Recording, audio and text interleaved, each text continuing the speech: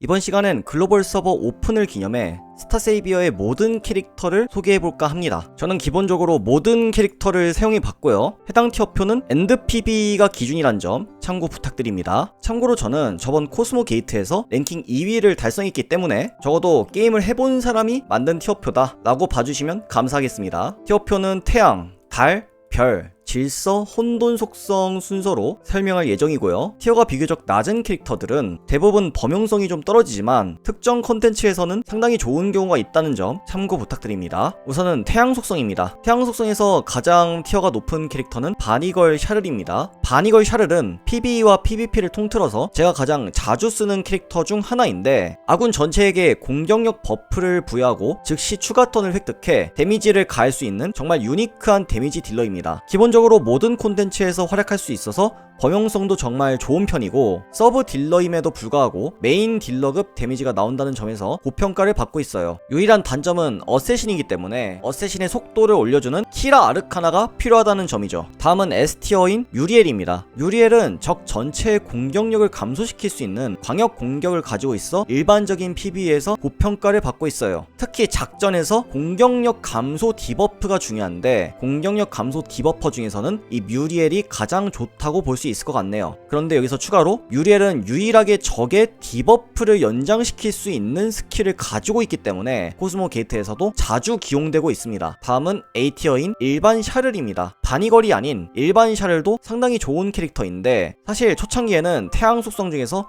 가장 좋다고 평가받는 캐릭터였어요. 하지만 뮤리엘이 여러 번 버프를 받고 샤를의 상위 호환에 가까운 바니걸 샤를이 출시되면서 약간 평가가 낮아진 캐릭터죠. 최근에는 코스모 게이트, 오르트로스의 최고점 조합에서 사용되었고 현재 PvP 메타에서 정말 자주 쓰이고 있는 캐릭터이기 때문에 여전히 좋은 평가를 줄 수 있을 것 같습니다. 다음은 페트라입니다. 페트라는 궁극기의 방어력 감소 디버프를 가지고 있어요. 덕분에 코스모 게이트에서도 상당히 자주 사용되는 캐릭터죠. 추가로 특수기의 노바 버스트를 사용하면 강인도 격파 수치가 플러스 2가 되기 때문에 일반적인 PvE에서도 나쁘진 않습니다. 페트라는 PvP에서도 종종 사용되는데 페트라의 돌파 스킬은 다른 캐릭터가 적을 브레이크 상태로 만들었을 때 페트라의 행동 게이지가 상승하기 때문에 이걸 사용해서 상당히 강력한 콤보를 넣을 수 있죠. 다음은 키라입니다. 키라는 강력한 단일 딜러인데 보스를 상대로 상당히 강력한 데미지를 가기 때문에 꾸준히 코스모 게이트에서 활약하고 있습니다. 키라가 은신 상태가 되면 적들은 광역 공격을 제외하고 키라를 공격할 수 없게 되고 이걸 이용해서 참신한 전략을 세울 수 있죠. 예를 들어 PvE에서 키라를 프론트 라인에 배치하고 키라가 은신 상태가 된다면 모든 단일 공격은 에밀리가 피격당하게 되겠죠. 또한 PvP에서도 키라는 광역 공격이 없는 상대에게 조커 카드가 될 수 있겠죠. 다음은 할리입니다. 할리는 디펜더 클래스지만 프론트 라인보다는 백라인이 어울리는 딜탱 캐릭터입니다. 할리는 적에게 속도에 비례한 데미지를 가할 수 있고 적의 행동 게이지를 감소시킬 수 있는 스킬을 가지고 있기 때문에 생각보다는 쓸만한 편이에요. 다음은 세르팡입니다. 세르팡은 제가 왈츠 아세라가 없는 계정을 통해 많이 사용해봤었는데 일반적인 PvE에서는 꽤 쓸만한 편이에요. 자신과 아군 한 명에게 피해 면역을 부여하거나 적의 공격력을 감소시킬 수 있는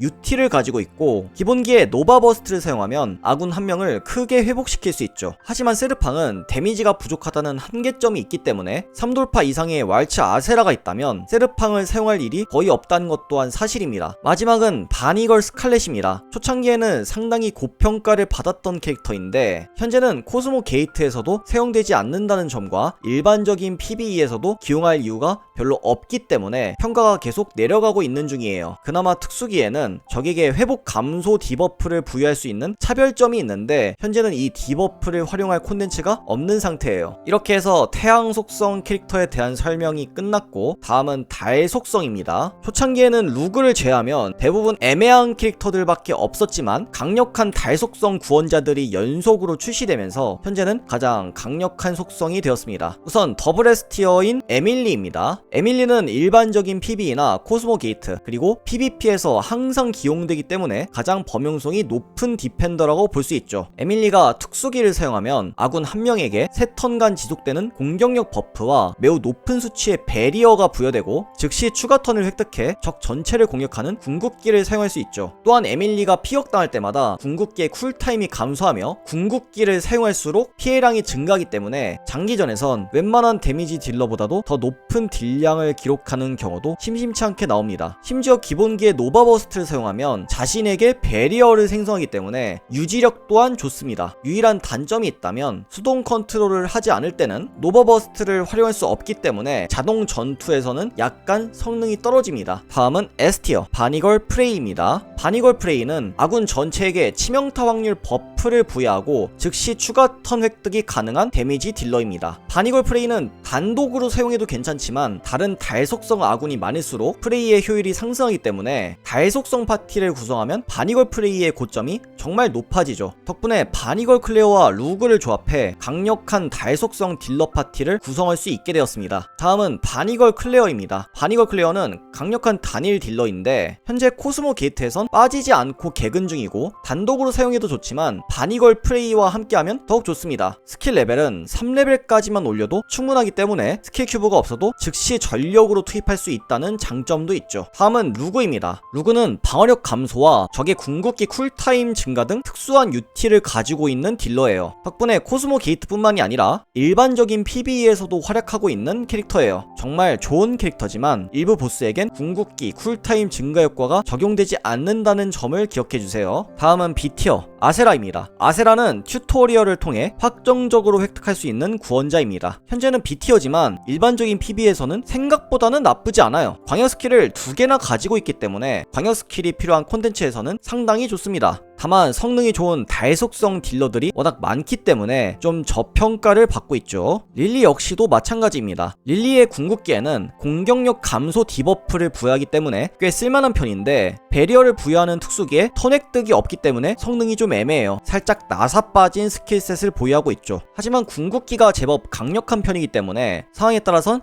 조커픽이 될 수 있는 그런 캐릭터입니다. 다음은 에핀델입니다. 에핀델은 어쌔신이기 때문에 느린 속도를 가지고 있고 데미지는 나쁘지 않지만 특별한 UT를 가지고 있는 것도 아니기 때문에 성능이 살짝 미묘합니다. 그래도 코스모 게이트에서는 가끔씩 기용되곤 해요. 마지막은 카르멘입니다. 카르멘은 도발 스킬을 활용할 수 있는 상황이 아니라면 확실하게 PvE에서는 애매하다고 말할 수 있을 것 같습니다. 하지만 PvP에서는 적에게 도발을 부여해 적 한 명을 확실하게 묶을 수 있어서 상당히 유용한 캐릭터죠.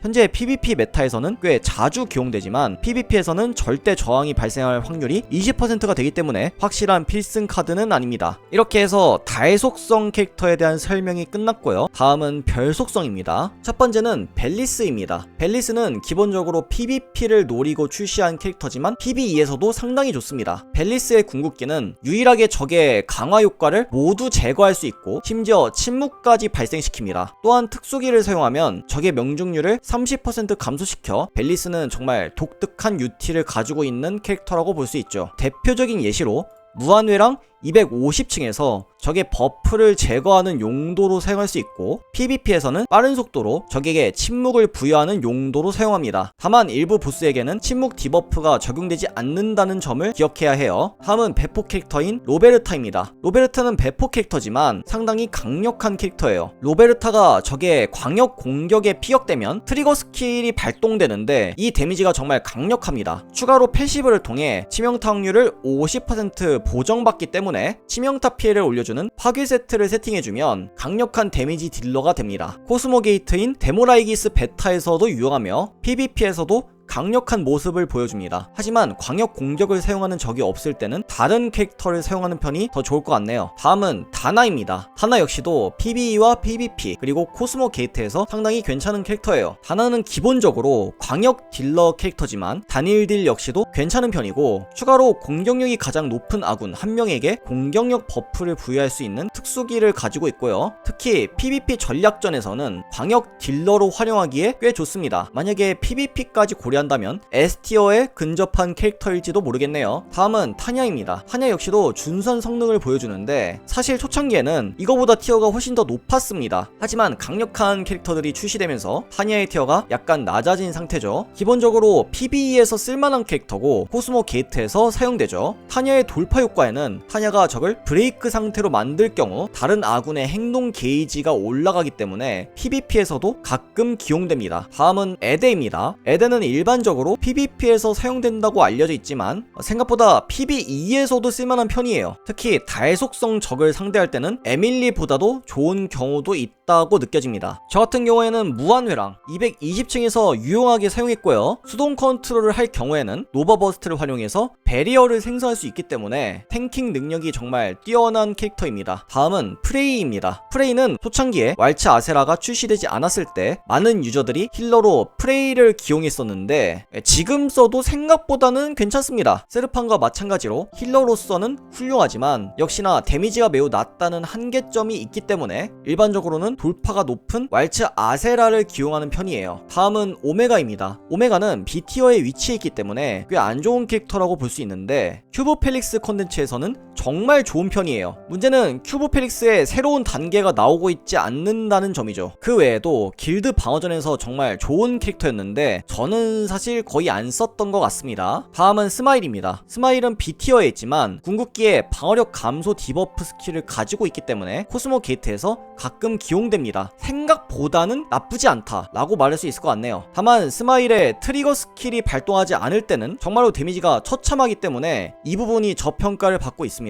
그리고 C티어에는 트리쉬가 있습니다. 트리쉬는 일단 장점이 거의 없다라고 말할 수 있을 것 같네요. 트리쉬는 적을 죽여야 발동하는 패시브 스킬을 가지고 있고 궁극기를 사용해 적을 처치할 경우 쿨타임이 초기화됩니다. 하지만 사용하기에는 조건이 너무 까다롭고 그렇다고 PVP에서 사용하기에도 좀 애매한 상황이죠. 그리고 마지막은 SR 캐릭터 나루인데 사실 SR 캐릭터는 스탯 문제로 잘 안 쓰입니다. 그런데 코스모 게이트의 고점 조합에서 한번 사용됐는데 이건 별속성 레인저 접대를 바꿔서 나온 결과입니다. 그래서 일반적으로는 뭐 거의 안 쓰일 거라고 생각이 들어요. 이렇게 해서 별속성 캐릭터의 설명이 모두 끝났습니다. 이제는 질서 그리고 혼돈 속성이 남았는데 많은 분들이 질서와 혼돈 속성 캐릭터를 궁금해할 것 같네요. 우선 질서 속성에서 가장 좋은 평가를 받는 캐릭터는 왈츠 아세라입니다. 왈츠 아세라는 모든 콘텐츠에서 사용됩니다. 아군의 디버프를 제거할 수 있는 몇 안 되는 캐릭터 중 하나고요. 돌파를 하게 되면 협공을 통해서 데미지 딜링에도 기여를 하기 때문에 코스모 게이트 같은 턴 제한이 있는 콘텐츠에서는 대체가 안 됩니다. 또한 궁극기에는 아군 전체의 행동 게이지를 올려줄 수 있는 스킬도 가지고 있어서 PVP에서 선턴잡이 캐릭터로 활용이 가능하죠. 다만 단점이 있다면